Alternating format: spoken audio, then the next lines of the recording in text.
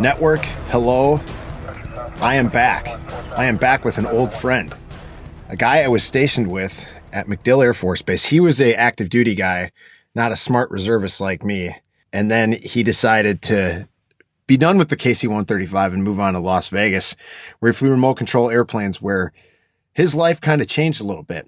And that's what we're talking about. That's kind of this series of podcasts that we're going to discuss, the side hustle, pilots doing stuff outside of piloting. The guy that we're going to talk to today is George Moore. George was KC-135 pilot, RPA guy, and then came back to the KC-135. In that time frame, he started a company called QuickJet, which he's had some pretty massive success with out of Las Vegas. He's going to talk to you a lot more about that, and we're just going to have a conversation. Two bros talking about how they got to where they are today. George, welcome. We're really glad to have you on the Pilot Network podcast. It's good to be here, Adam. Always a pleasure. Always a pleasure hanging out with a buddy. Yeah, and it's been a while. In fact, I'm in Wisconsin here in my new house, and if we're able to release this video on the interwebs, people will see I'm speaking from my closet, which is my current and temporary recording studio.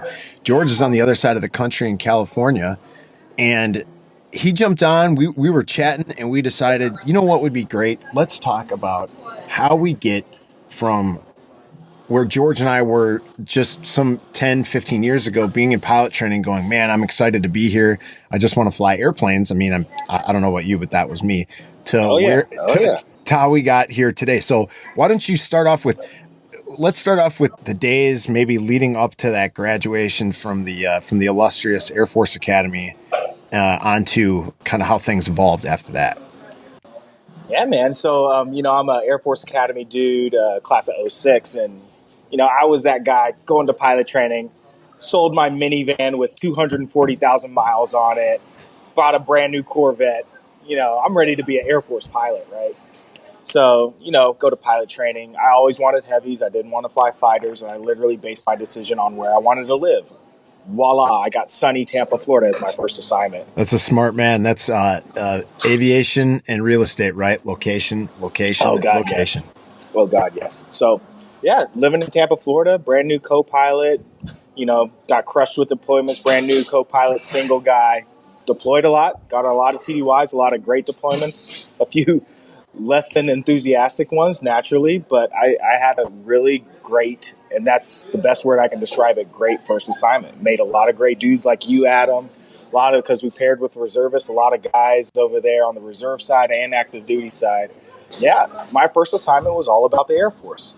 And it's just kind of amazing how as your career grows from the young, motivated Air Force pilot, and while still motivated, you see how your career goes a certain direction and someone else's career goes a certain direction. And you're like, maybe I can do something besides this Air Force thing, because it doesn't look like I'm Mr. Top 10% going to be a general. And then as you see some things happen to your buddies. For example, I had a good guy deployed with, him. His name's Joe Leeper. And the Air Force didn't want him anymore. And that made me very, very upset. Very good pilot, there to fly the mission, does his job, does it correctly. And it's just, the way it was described to me is how they rack and stack our paperwork and they draw a line and everyone beneath that line has to go. And that makes me upset. Yeah. Confusing too. It's confusing. And it's like very Hunger Games-ish. You're competing against, no joke, your resume is competing against everyone else. It doesn't matter. So, I remember distinctly saying this on one deployment. And my degree was operations research, so I use mathematics, probability, statistics to make business decisions. Is inherently what my major was. So while deployed over Afghanistan, flying a combat mission, I pull out my little laptop and I go, you know what? I wonder if we could start our own airline. And you get your data on what it costs to operate an aircraft and what it costs to, do all this kind of stuff. And you run the numbers and you're like, well, you know what? Based on these numbers, it could work. So then you got to figure out how it works for you, right? It's like, well, I'm not going to be like Southwest Airlines, right? They started with 3 Boeing 737s and all they did was work with San Antonio, Dallas, and I think Houston. Only 3 cities they service, like back in the 70s. And look at Southwest today. Yeah. It started from nothing. So I'm sitting there, it's like, well, all I need is one airplane.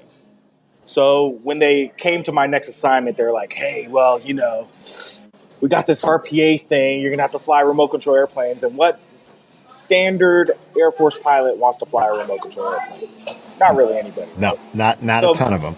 So my kind of deal was like, hey, listen, I will fly RPAs if you send me to Las Vegas. And this spears you to do a couple other things. Like, I was never the guy that wanted to get my master's degree, but you have to tell yourself, you're like, well, how in the heck do you start a business? So go to Oklahoma State University, online, of course, and got their master's. Go Pokes, man. Go Yeah, Pokes. go Pokes, buddy. And I got my master's degree in business with a focus on entrepreneurship. Got it done in a year and a half. Wow. So, and I mean, I'm, single dude. So at the time, so I can crush out 3 or 4 classes during the semester. I was gonna it's say, amazing. you didn't have those little ones running around at that time, or there's no way that You never could have done it. I got a 3-year-old and 1-year-old now. Would be impossible. Impossible. What's your 1-year-old's birthday? Because we have a 1-year-old at home too. July 27th. Okay. So coming up on 2. 2. Yeah, 1.5 now. Yeah, we got the 1-year-old who just turned 1. So there you go. We're not quite there yet. Yeah. You talk about a handful. Yeah, talk about a handful. I understand that. Oh, me and you both, brother. So yeah, man. It's just imagine how you learn how to start a business, and then next thing you know, it's like really happening. Like, you go to your buddy who's a lawyer, like, hey man, can you start my LLC for me? Boom, you got an LLC for your business. And then you're looking around and you got to put all these things together because you got to write a business plan. You've got to make sure your business plan looks good. Then you got to send your resume to banks because you can't just buy a $500,000 to $2 million aircraft on a Air Force pilot's budget. Yeah, that would be a challenge. Yeah. So it's amazing all those things together while you're also doing your Air Force job. So yeah, as I moved to Vegas, I learned how to fly an RPA, and I mean, it's easier but harder at the same time. If you want to compare KC-135s to flying a remote control airplane, Sure. it's things you don't have to deal with versus things you do have to deal with. And to be honest, as much as I love the KC-135, came back to the KC-135 and enjoy it, I'll probably go back to RPAs after this assignment. Really? Why that movement back? Just so as an aircraft commander, hopefully you think about the things you have to deal with as an aircraft commander and now a husband, father of 2. Okay, I didn't deploy once as an RPA pilot, and it's amazing. You're sitting in that meeting, and they tell you don't have to deploy that much, but you're sitting here like, sure, they told me I wouldn't deploy that much, and I did all these deployments, and you go in your unit, and your commander, no joke, tells you, hey, you are not deployable. You are not deployable. And I was like, you ever watch that commercial with that Native American on the side of the road, and they throw trash at him, and he sheds a single tear? Yeah. I was like that Native American. I was like, what? I'm never going to deploy again. This is amazing. So that fosters you an ability to start your own business because Sure. I'm not going to be gone all the time and all this stuff. And to be honest, this probably business would have not been able to start up if I was in KC-135. Yeah. Because you got to be there. You got to be hands on. Well, it's funny you mentioned that because on this last deployment that I just went on for the Guard, I thought, and I'm sure you probably thought this at times too, as you started to develop ideas in your head of what was going to work, what might not work, what you wanted to do. Hey, if I go on this deployment as crew, I do have a lot of free time. Most people think you're constantly humping. Well, no, you fly, even if you fly a lot, you still have some downtime. Not a ton, but you still have some downtime because you're not going into an office. You don't have any of those restrictions. Yes. What I also noticed was how challenging it is to continually keep up with whatever. Let's say you have a business partner like I do with Matt for TPN. It's challenging to keep in contact with each other. And after that cycle goes a couple of weeks, you start to lose some momentum that you had built up.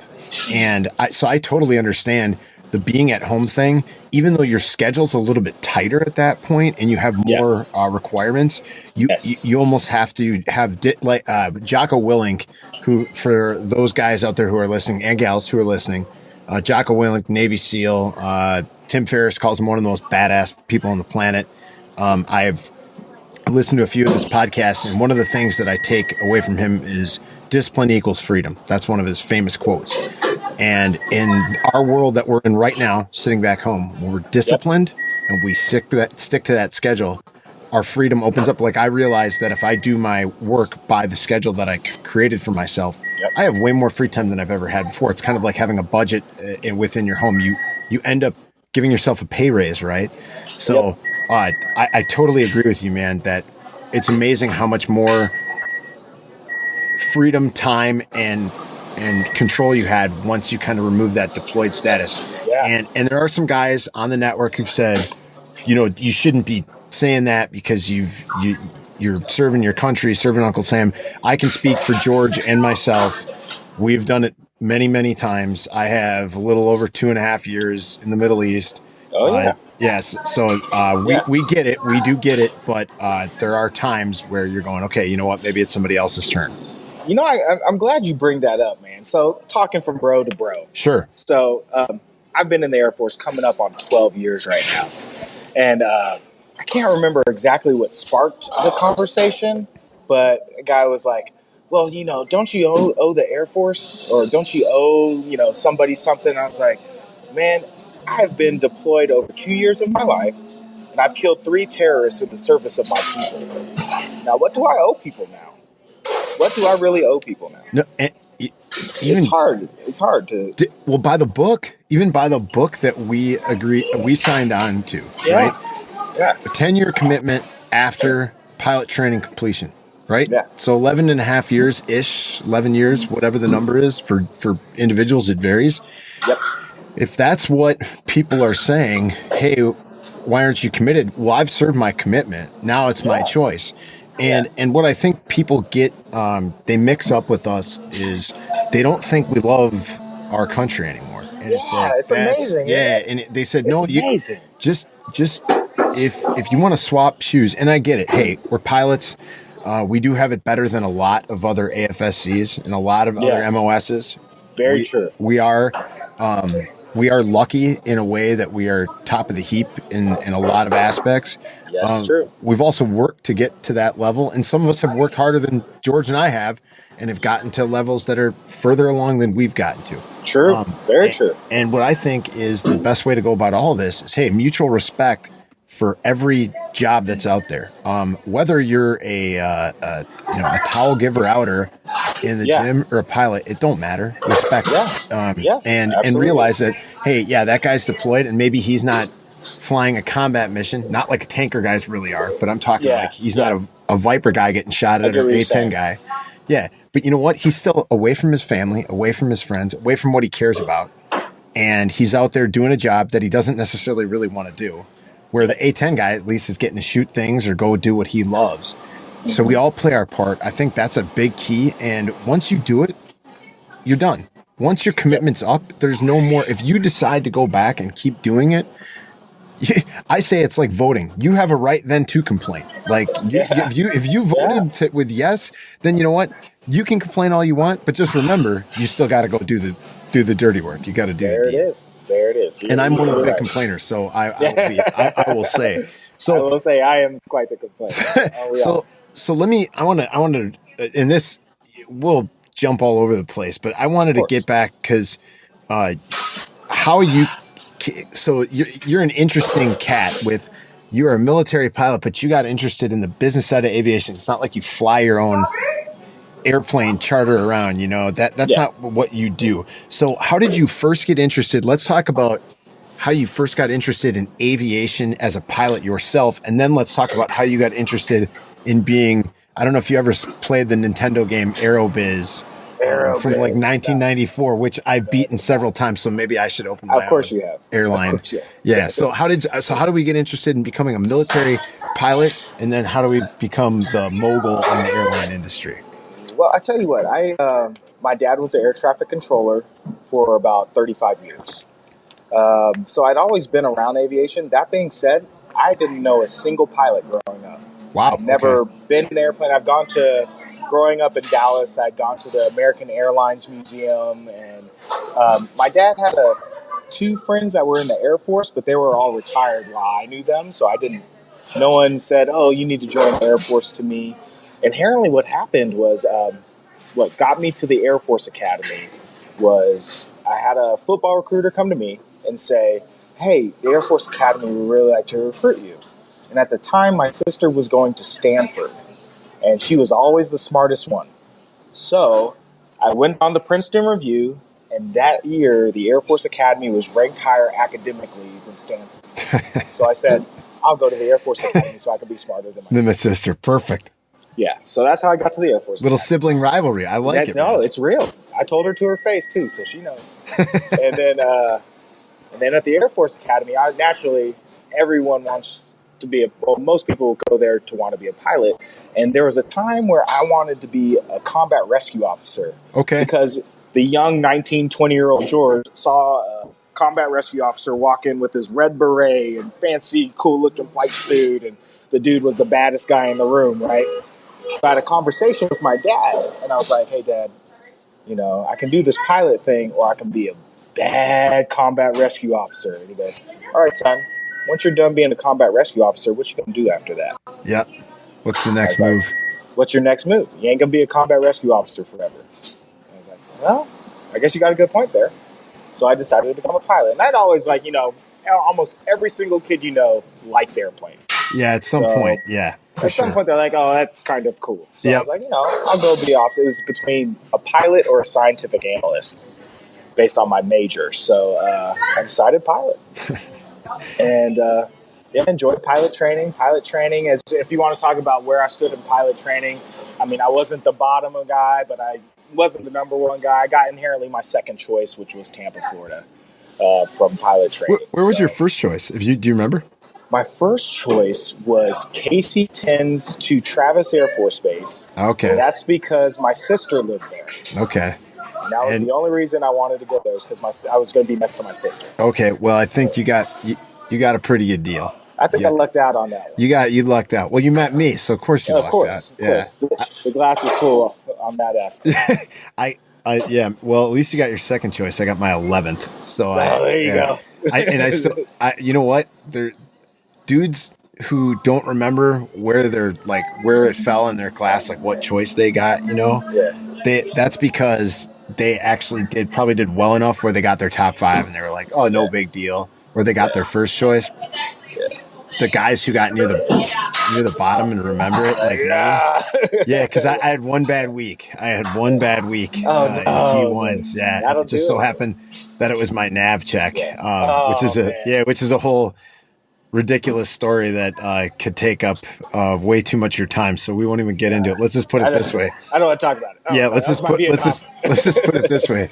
I went from, hey, I'm going to get the requested airplane that I wanted in my drop, which was an HC-130, to the KC-135 in McConnell, which, looking back on it, I probably wouldn't be back home in Milwaukee, and I definitely wouldn't have started the pilot network had I not gotten that particular assignment. So yeah, there you go. Luck, fate, whatever you want to call it, has a funny way of working itself out. So football player George decides, I'm going to go to Air Force Academy, smarter than my sister, play a few years, go fly airplanes instead of be a combat rescue officer, which I think you probably would have done okay on that front too. Those guys, they tend to do okay after the military nowadays. I imagine so, but in my head, young guy, no one knew what you did after that, right? You know what to do after being a pilot. But exactly, right. Yeah. Nobody knows. You write your book, you start your leadership course, and you consult for $20,000 a day or something crazy that. Yeah. Oh, yeah. And then it happens, you get this RPA thing, and you're thinking, hey, I'm going to start my business, but obviously the entrepreneurial spirit was with you the whole time. When did it really kick in, when you realized you're just going, was it a money driven thing? I mean, there's nothing wrong with that, but what was the driving force, and when did all of a sudden the blinders come off where it's no more I'm driving ahead to be Mr. Air Force, but I'm driving ahead to be Mr. Well-rounded businessman, officer, pilot, well-rounded George.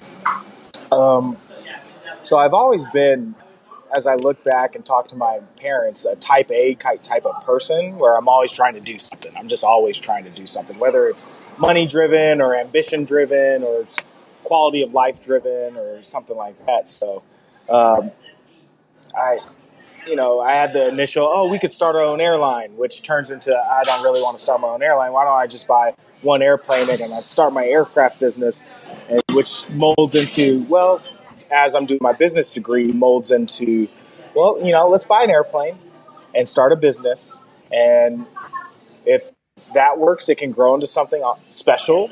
Or I have my own airplane that I can fly around on my own spare time, and I have my own personal airplane. Sure. Is where it starts, Yeah. right? From there, the ambition side of it comes into, oh man, can you really do it? Like you almost ask in your head, like, I wonder if I can do it. And I'll tell you, my biggest aha moment was about started my business, then I started actual operations, and then about 15 months into my operation, you break even for the first time. And you're sitting here and I was like, did I just make $150 in profit? Yep. And like $150 seems like nothing. But after like the first time, you're like, oh crap, I better cover all these expenses I have. To like, okay, I covered a little more this month, and I covered a little this month. And that 1 month where you didn't lose any money, you made some money that you could put in your pocket, and you're like, I did it. Like you in your head, you're like, I did it. I am victorious. I started something. When everyone tells you, like, what do they tell you? 7 out of 10 businesses fail in the first 2 years. You have the people that will tell you, no, man, you can't do that. You're active duty starting a business, no, you can't do that. I was flying with a sensor operator, and I was like, yeah, I started this business, and I'm flying people in this King Air, and he looked me in my eye and he said, I would never fly in your airplane.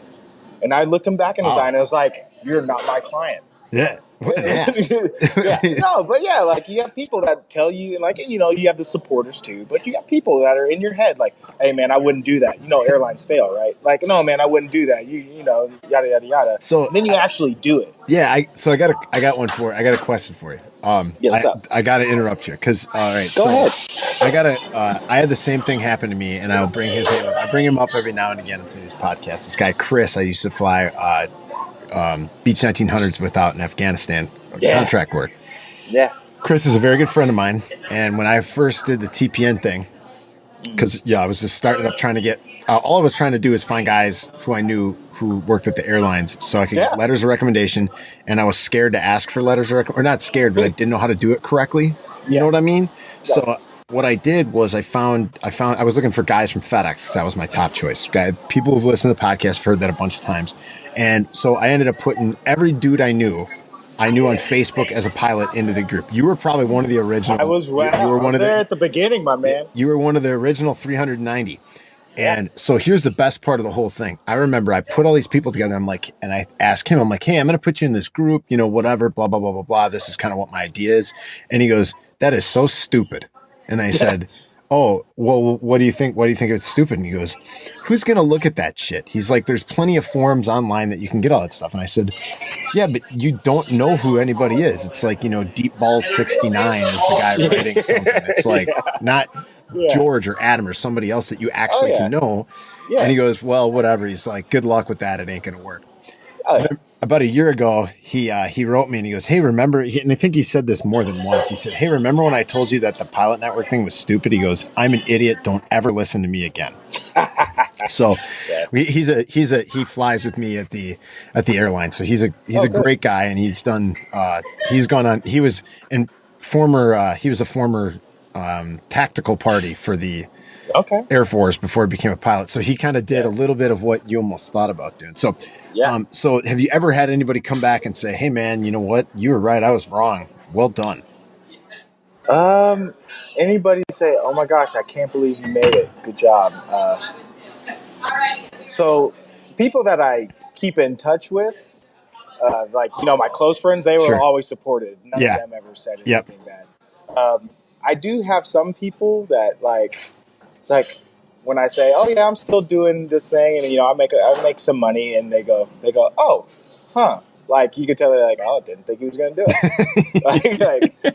But I haven't had that moment where someone's like, "Hey, dude, I'm sorry, I told you weren't gonna make it." I haven't had that happen. Well, you know what? I don't think you don't necessarily need it. I do. I have an ego issue, so I got ego. Every pilot has an ego problem. Yeah, there's the ones who admit it, and then the ones who just lie about it. Yeah, that's but true. With kind of going down that road, and as an entrepreneur, and I do believe that most pilots out there are entrepreneurial in a way or another. In fact, most people in one way or another. I mean, for instance, my wife was a school teacher for 6 years, and then she left that to be a stay-at-home mom. But at the same time, she's on the side. She does a small music business for little children and infants that she loves doing. It's really small, and it's not about the money. She wants to do that because she misses that part of it. Yes. So I think that a lot of us, in different ways, are entrepreneurial, whether it's starting your own business, franchise, philanthropy, whatever the case might be. And I want to know, what is the big enjoyment factor that you have as being the CEO of what I would call a successful startup company, because you are not losing money. And that's what I think most people don't realize. It's not about how much you make. It's about how much you don't lose in the financial world that makes you a success. Oh, yeah. And then how much you truly enjoy what you're doing that makes it the legitimate success that you can show to everybody else. So what's your big enjoyments and takeaways? My biggest enjoyment is when like a mission happens. Let me tell you in story form what I enjoy about it. So as you can imagine, the flying part's the easiest part of it. If I ever have to fly, I got 2 pilots that fly for me. But as far as my enjoyment, so there I am, Interlick Turkey, flying combat sorties into, God knows where. And thank God I have internet access so I can coordinate flights. So client calls me, says, "Hey man, I really want to go skiing in Park City, Utah next weekend." From there I go, okay, got to coordinate with pilot, got to check weather, got to put all this together, got to coordinate the limousine to pick them up at the airport, to drive them up to the mountain, got to coordinate all the stuff, put it all together. Boom. Pilot can do it. Aircraft's available. Aircraft's working. I fuel up the aircraft. All comes together. Boom. They show up. They take off. Silence. I'm sitting there in Interlick Turkey just like, okay, I hope everything's going fine. I hope there's no turbulence. I hope they land safely. I hope they land and there's no maintenance problems. For sure. I finally get that call. "Hey, buddy. Hey, George. We just landed. The clients are in the limo headed to the mountain with their ski stuff.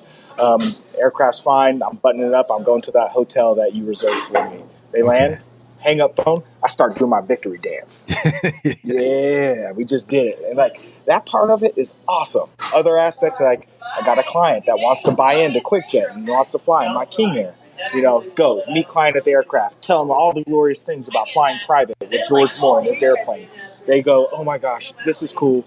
Let's put the contract together. I just have a new client." That's another victory. I get in the car, do my victory dance. Just add another victory. Yeah. So it's like the little wins that come together to make it happen. I really enjoy that aspect of it. So yeah, like I said, yes, I started an aircraft business, but it's not because I wanted to fly. It's because I like managing a business. I like putting an operation together. I like the small victories that come together. Absolutely. And all that kind of stuff is what I really enjoy. That's what Gary Vaynerchuk always said. Everybody's a marketing company, right? That's what we all really are. And then you go into whatever speciality you really are. And I think I love what you're doing. In fact, for those of you who don't know QuickJet or George personally, or have not heard of him, go check his stuff out on Facebook. Just for one reason, to go check it out at the Facebook page. And this is why I'm telling people right now about this. So when I was looking at kind of how things were developing, I've looked and there's a couple reviews, right? First of all, it says 5-star reviews, which is better than the Pilot Network page. We got 1 4-star review. I have no idea how we got 4 stars. Give us 1 star, man. 4 stars. Come on. Like, come on, 4 man. stars and there's no review? Come on, man. But so I look and I said, 5 stars. I go, that's pretty cool. I wonder how many, like 2 reviews or something. There's 14 reviews on there. There's 14. That means 14 people said 5-star things about QuickJet. And what that's saying is, to me, if you're going out to start your side hustle, if you make it about the client first and the person that you are, their customer first. I mean, I really believe this. This is why we are so into what we do at the Pilot Network about, hey, we want to keep it free. The Facebook group, we want to keep all this, a lot of the stuff we do free for members. Now we have to create some revenue to maintain all the stuff that we do as the Pilot Network, but we want to keep the crux and the critical stuff free out there for everybody to enjoy and take and learn. And I think when you make it about the client or the customer at the very end, or as the way I look at it, this is just fellow bros and sisters helping each other out in the aviation industry. For you, it's delivering that kind of high-end service to somebody that really wants it, and you're doing a better job than the next guy. And to me, that's success. And I think my hat's off, because I know I would have never been. Now I could have probably done like an ultra low cost carrier. Hey, I'll fly you up to Park City in a Cessna 150 and we'll do, like 15 trips and 10 stops. But yeah, what you're doing is pretty cool stuff.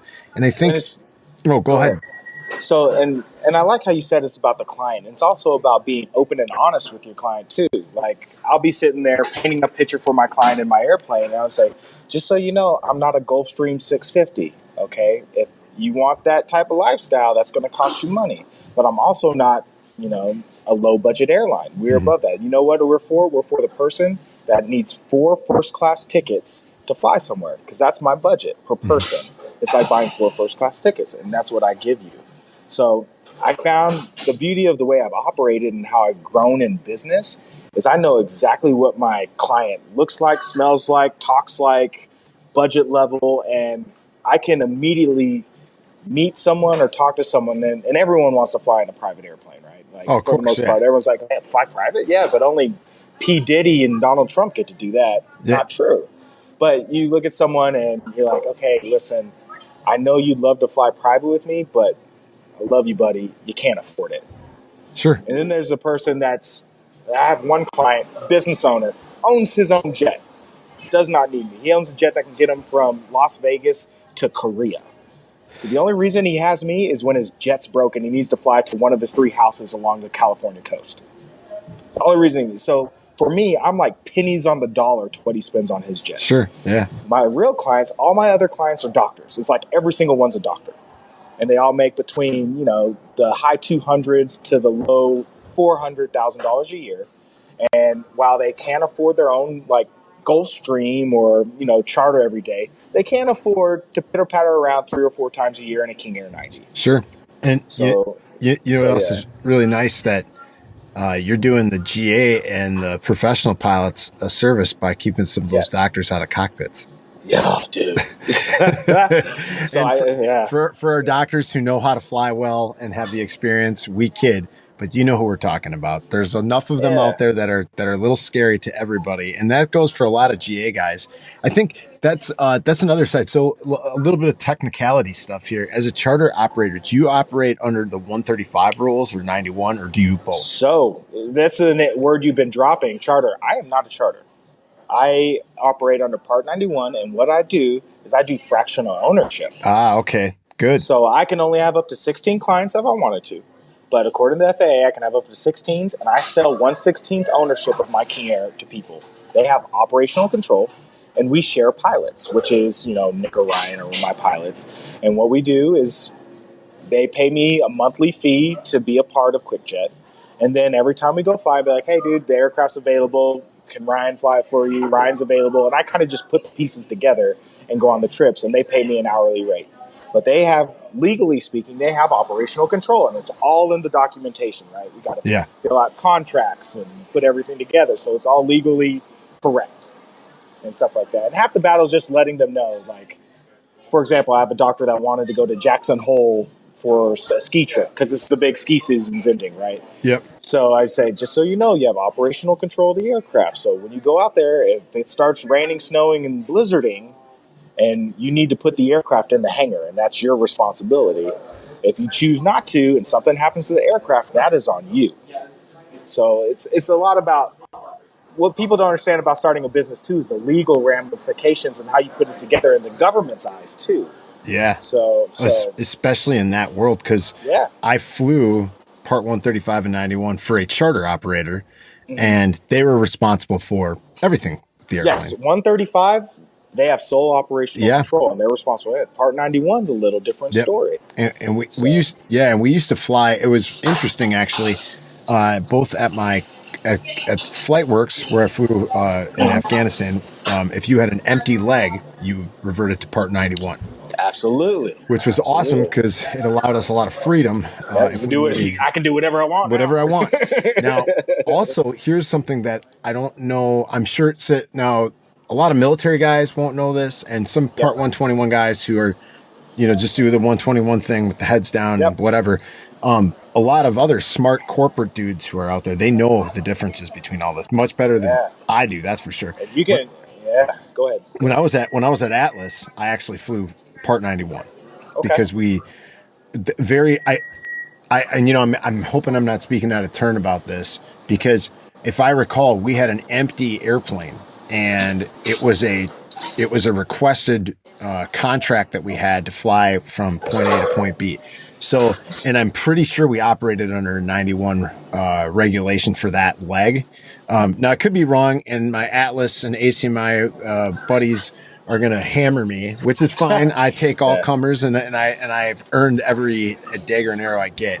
But I will tell you that it is a different world in all of those different spots out there, and that is also something that a lot of guys should be looking at.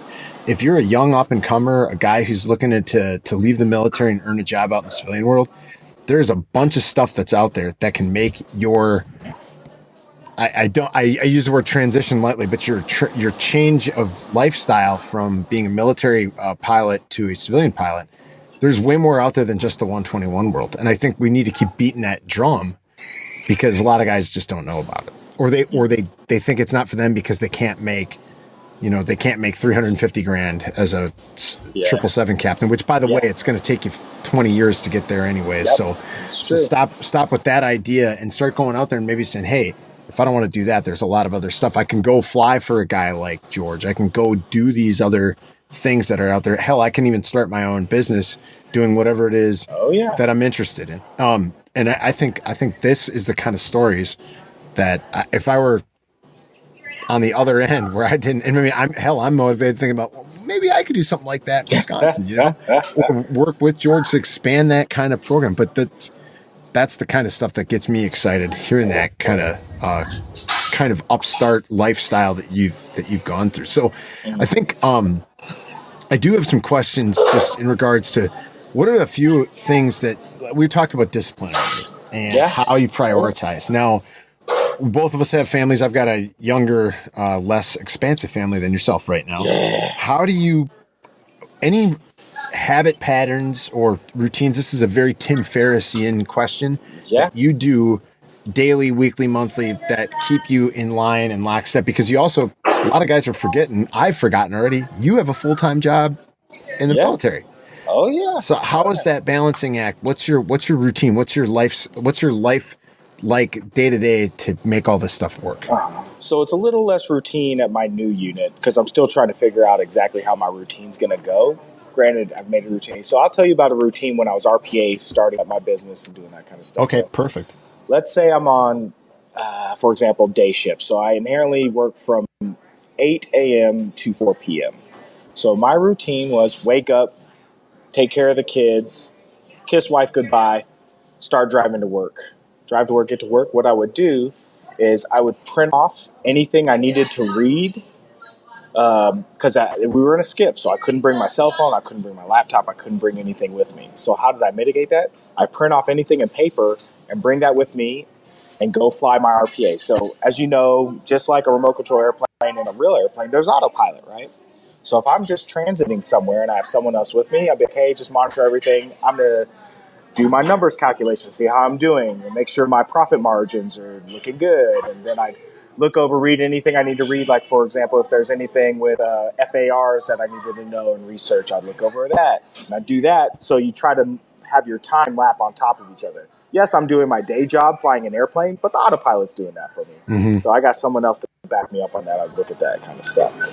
And then I know somewhere in my day, I always try to find time to work out because I feel if I stay in shape and stay healthy, it keeps my energy levels high because I can able to get more work done when I have a high amount of energy. So I always find like hour block or 2 hour block in the day to go to the gym and work out. Mm. Then on that time, I'd eat lunch. I'd always do a working lunch. So I'd heat up my lunch and go back into the RPA, and whatever I'm doing, I'd eat while I'm flying and that kind of stuff. And I'd always find a way to try to get some work done while I'm at work too. Whether it's like, okay, I need to call my insurance company because I need to update my insurance because I got a new pilot and I need to put that guy on my insurance. Sure. So I'm like, hey, can I get a 10, 15-minute break? I go make the phone call to the insurance company, boom, and then I go back into work. So when I get home, I try to make it as little as doing stuff at home kind of stuff. And, I work with a wife and that kind of stuff. Fortunately, my kids at the time were going to bed at like 6:37. Oh, you lucky. Yeah. Oh, you just wait. Is yours sleeping through the night yet? She sleeps through the night sometimes. Okay. Last night she's teething again. She started. It's like another one coming in, but she goes to bed at like 8:30 is about when we can't get her to bed much earlier. Yeah, because I tell you what, your kids do not care about your job. No. So I know when I get home, even if I want to try to get some work done, my 3-year-old or 2-year-old at the time is going to want me to throw them in the air and play roller coaster with them and stuff like that. So to be able to get as much stuff done while I'm at work is key. And it's all about setting up that routine. Show up to work, get in the seat, get as much done as I want to see. Go, work out, warm up my lunch, go back in the seat to fly, eat, get that 15-minute break to get some more work done, get back in the seat and fly. All right, I'm done with work, come home, now it's family time. Yep. It's a juggle. Yeah, I think you've got the juggle down pretty well. I think a lot of us could take some lessons from that. That's a good one. I think it's interesting too because the perspective that that a lot of guys have here, reserve guard, Part 121 pilot or whatever. You have a 9 to 5. Let's not comparatively speaking to a 121 guy who may have swaths of time off, and you can dedicate a little bit of your day to go work on your business and still have that family time or whatever it is you like to do. If you're single and you're big into snowmobiling or whatever, you can still go do that and dedicate time. Here, it's a lot different. You have that constraint, if you want to call it that. And I think, but what the big takeaway for me is, and I do the same thing, and I've got an ocean crossing, which is what I do primarily. Yep. I take some of that time out to dedicate it towards a little bit of work. Yep. And that's right. Maybe writing in a notebook. He's still flying, still actively flying, but hey, I know plenty of guys who are reading the paper, and I think it's stay engaged with a little bit of what I'm doing on the pilot network. And then also when I've got my layovers, it's not the layovers like TDYs when we were younger. It's not go out and rage until you hit the 12 hours every single time. Oh, yeah. Nowadays, it's more like, hey, I got to be somewhat productive on these layovers. So maybe I'll go out and have a drink or two, but after that, it's kind of like, hey, I got to get up early, work out, and I want to look at a few things before I move on. If I want to continue growing whatever it is that I'm growing at the time, whether it's TPN or something else. So I totally see exactly what you're saying. And I'm sure a lot of guys can take some solace that they got to get there too if they want to move forward in this kind of thing. Adam, you're so right. It's amazing how 20-something-year-old George has changed at 30-something-year-old George is, on TDYs, you're just trying to have fun, right? You're not so much worried. Granted, you still have that type A personality. You're just trying to have fun versus 30-year-old George who goes TDY. It's like, okay, I'll have dinner, maybe a beer or two with the crew, and I'm getting some work done or going to sleep. So the next morning I go to a coffee shop and get some work. I was literally at an exercise 2 weeks ago, and I woke up, had my little notepad, and I was writing down things I need to work on as far as this new business I'm trying to develop. And then also work on, like, okay, these are the things I need to do for my LinkedIn profile to update stuff for QuickJet as well. Like, I'm doing more productive things than I used to when I was 20. And I think occasionally I still go out and have a fun time. Well, but my TDYs are limited to about once a year, so I really try. I try to limit them as much as I can because I've got. Well, you still got to decompress though, and that's like half the battle too. It's like, how do you give your sanity back to you, because this stuff will run you into the ground. And that was my next question. So what, with all the things that we discussed, what is your decompression model? I mean, so everybody's got a different one, right? Some people, the gym is their decompression model. So I got lucky, and for me, I have buddies who love playing video games. I have buddies who like doing all these other things. Me going to the gym, I do not work out with a partner. It's me, my headset, and the gym, and I get about an hour of like not thinking about anything and just working out. I also try to plan at least a 2 or 3 day trip once a quarter where for example, the next trip, me and my son are going up to Klamath Falls, Oregon to go hiking with my best friend from college. Very cool. And just get away. I don't bring work with me. It's just me, my son, and my buddy playing around in Klamath Falls, Oregon. And we try to do stuff like that at least once a quarter just to get away from it all and bring yourself back to earth. Yeah, we're in the process of, I think, as a new dad, an old dad, being 39, going on 40 here rapidly. Yeah. I think dude, I totally agree with you. In fact, my wife and I have been talking about it, and that's the next infusion. Now that we've got the first year under our belt, because I don't care what anybody says, you don't have no idea what you're doing. It's chaos. I'm just happy she's alive, Yeah. That's the coolest part of the whole thing. It's managed chaos. Yeah, it is. And sometimes unmanaged. But we've got, we're from now on, there will be, hopefully, at the time that this airs, there's some news about TPN forthcoming, and we're going to be doing some traveling as far as TPN founders and whatever. And I think we're going to tie some business pleasure with the family together for me. But that's something that we're really working on, is that quarterly trip, whether it's a drive for an hour to go to a little town in Wisconsin, or it's a flight to wherever as an airline guy. We're going to take advantage of that. And I cannot tell guys enough that you have to have something to decompress, because I've watched, and you've seen it too, I'm sure. Yeah. How many guys just hit the wall and that's the end. That's why businesses fail. I think we talked about that 7 out of 10. Maybe that's one of the big reasons. There's too much fun or not enough, and you can have that collapse. It's a delicate balance. That's what it is. Yeah. Well, I think you've got that down pretty well. So I think this is something that I've been trying to add in, and everything's a work in progress, right? Life's a work in progress. So I've got a couple other questions. We'll call these, this is the featurette, or the feature of the program. I like to call memory items. And yes, it's extremely cheesy, but that's kind of how we do things at the Pilot Network. Of course. These are the 4 questions I'm going to ask George that he's gotten to look at pretty well in advance. So he may have an answer ready to go. But these are his memory items, what he would tell younger George or other George or pilots that are sitting out there, what he could have done a little bit better, a little bit different, or what he's doing right. But these are the same 4 questions I try to ask every guest. So the first one, number 1, George, if you could tell the rest of the Pilot Network something they should read or learn today to improve their position, whether it's as an aviator, a businessman or woman, or just a person, what would be that one thing? And this is going to sound silly and cheesy, but I read this book called The 5 Languages of Love. And, heard of it. Never read it, but I've heard of it. If I were to, and I want to change this because I wanted to talk to, as far as leadership, and just half the battle is showing not just my pilots or not just my clients, but just showing them that you care. So if I were to change the words of it, I'd change it to the 5 languages of showing someone that you care about them. So I try to touch the verbal side of like, hey man, thank you so much, and you're an awesome client, or you're pilot, good job flying the airplane. Versus touch, just giving someone a pat on the back saying, dude, good job.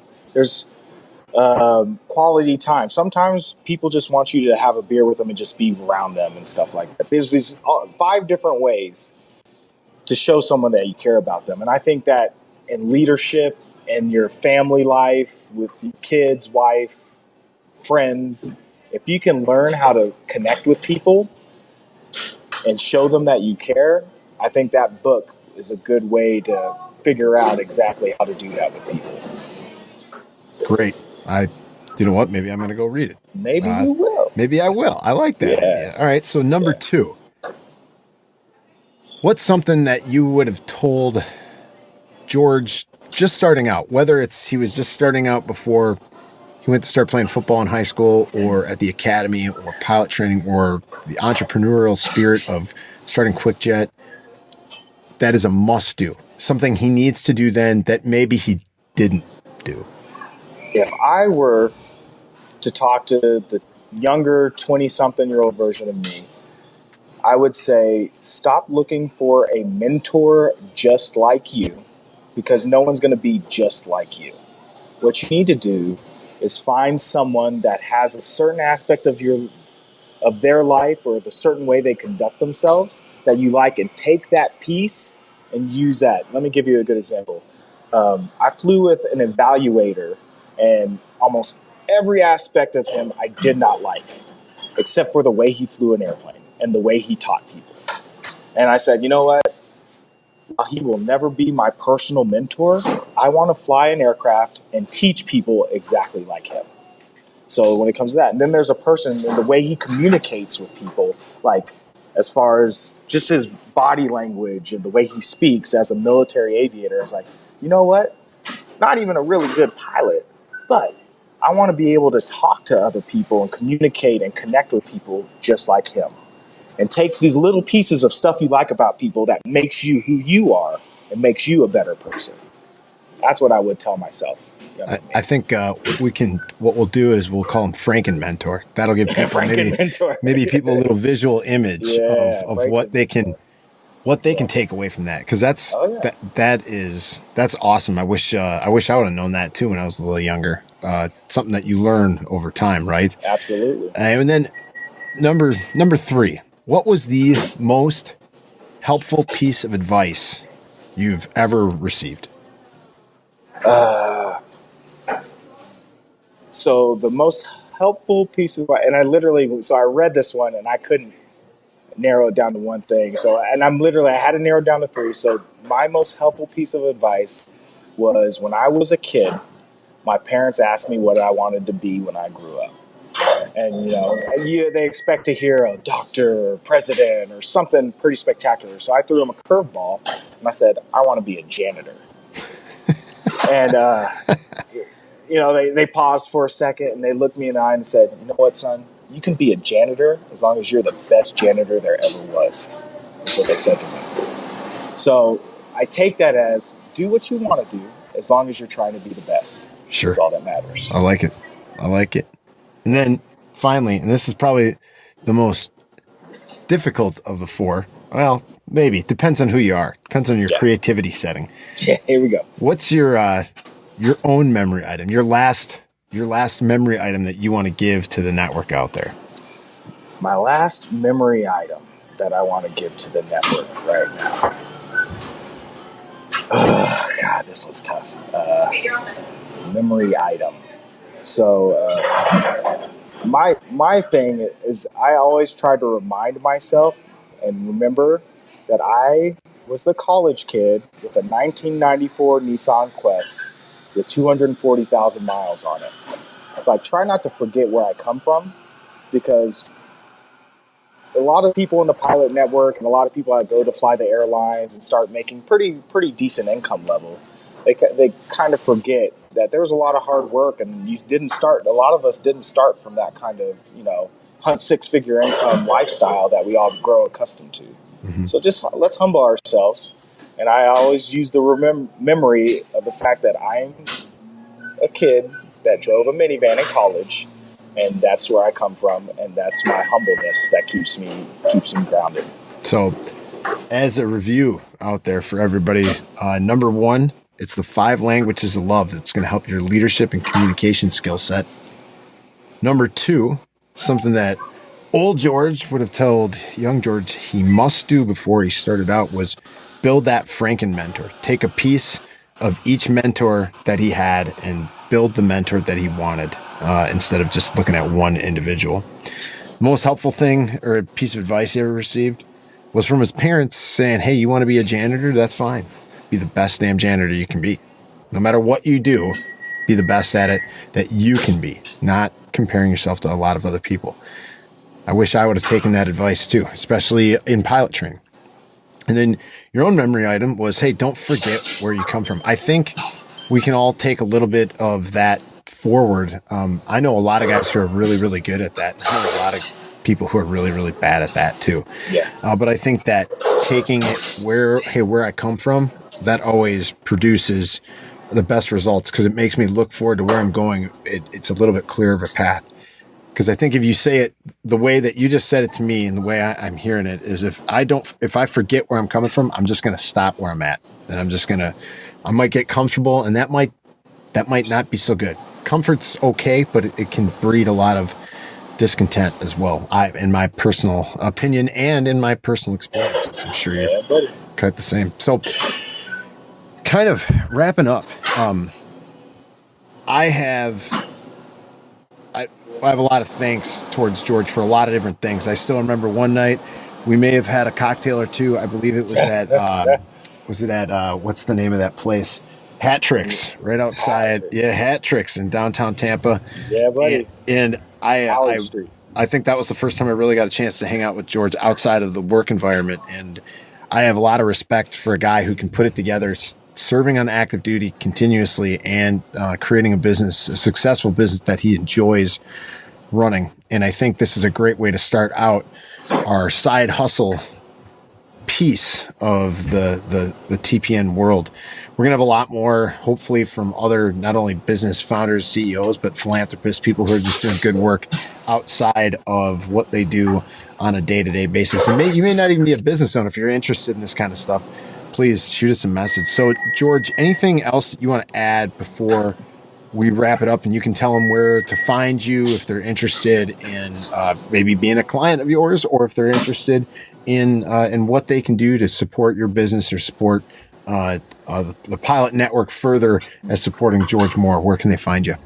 Yeah, so as you can imagine, I get a lot of people asking me how I started my business, and most importantly, like, hey, how do you even buy an airplane and that kind of stuff. So if you have any questions about that, a lot of people reach out to me on LinkedIn. I have my email there. You can also go to my business Facebook page, QuickJet, and just send a message if you have any questions there, and I'll come back to you very quick and give you any information you need, any questions you have. And if you need my email, just send me a message and bring in those social media backgrounds, and I'll get back to you. And hopefully I can help anybody on the TPM, because that's what we're here for.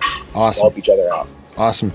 Well, George, thanks again for joining us. We know it can be a little bit of a stress when you got to take time away from the work environment, but man, this is what we're all about. We appreciate it. I'm sure the network appreciates it.